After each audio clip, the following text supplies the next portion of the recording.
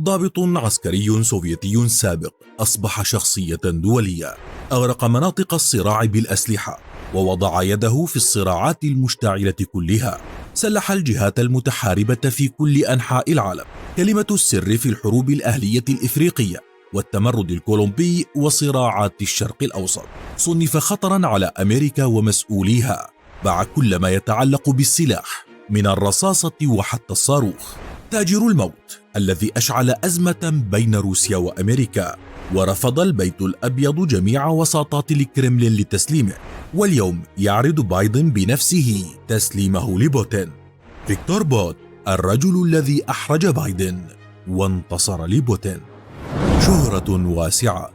اسمه فيكتور بوت، عمل مترجما عسكريا قبل انهيار الاتحاد السوفيتي، وقيل إنه ضابط مخابرات سابق في الاتحاد السوفيتي، ثم أصبح شخصية دولية منذ انهيار الاتحاد، إذ احترف تجارة الأسلحة على نطاق واسع، وبسبب ذلك عرف بالمنطقة باسم تاجر الموت، وذلك بسبب الانتشار الواسع لنشاطه وعملائه.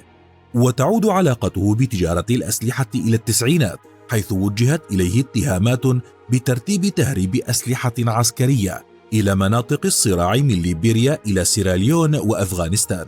وهكذا استمر نشاطه لسنوات طويلة، وبات كالشبح بالنسبة للأمريكيين خاصة، الذين حلموا بالقبض عليه والحد من نشاطه، حتى جاءت اللحظة الحاسمة: الوقوع في القفص.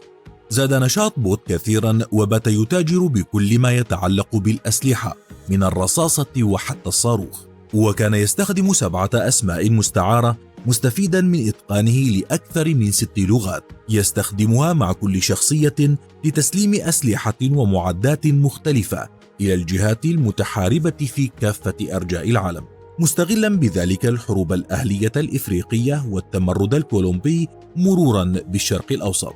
في آذار عام 2008 نصب الأمريكيون فخا محكما لبوت، إذ اعتقل في بانكوك بعد لقائه عملاء أمريكيين دعوا آنذاك أنهم قياديون من حركة التمرد الكولومبية المعروفة باسم القوات المسلحة الثورية الكولومبية، ثم سلمته تايلاند إلى الولايات المتحدة، ما أشعل آنذاك غضبا روسيا كبيرا، حيث اعتبر الكرملين أن تسليم بوت للأمريكيين غير قانوني، وطالب بإعادته إلى روسيا حالا.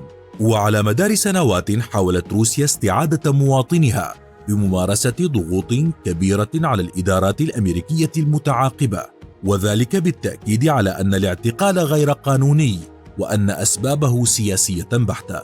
بينما كشف بوت نفسه في مقابلة معه من محبسه أن الأمريكيين عرضوا عليه تخفيض مدة سجنه مقابل تعاونه معهم وتقديم لائحة بأسماء كل من تعامل معهم في روسيا وحول العالم. وأكد بوت أيضا أنه تعرض لحملة تشويه السمعة بسبب رفضه التعاون مع واشنطن، حتى وجهت إليه تهم الإرهاب.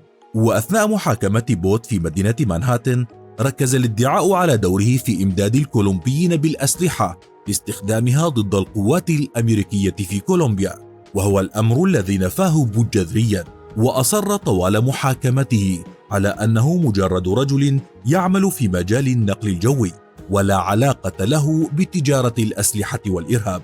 وقد شغلت قضية بوت آنذاك الرأي العام العالمي، وسلطت الضوء على خلافات واضطرابات روسية أمريكية كبيرة. بطل الصفقة الأمريكية الروسية.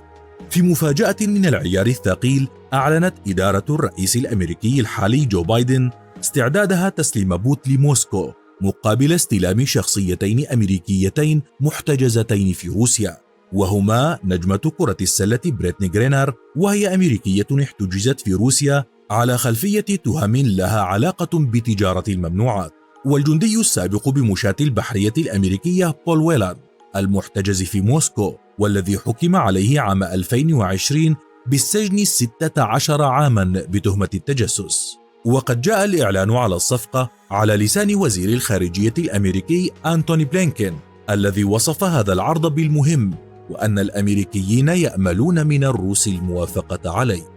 منذ سنوات طويلة يحاول الرئيس الروسي فلاديمير بوتين الإفراج عن تاجر الموت واستعادته إلى روسيا، لكن الإدارات الأمريكية المتعاقبة على الحكم كانت ترفض طلبه، مما جعل العرض الأمريكي بالإفراج عنه حاليا مقابل رهينتين أمريكيتين انتصارا معنويا كبيرا لبوتين ومأزقا محرجا لبايدن. فما رأيك أنت بهذه الصفقة؟ وهل حقا ستفرج أمريكا عن تاجر الموت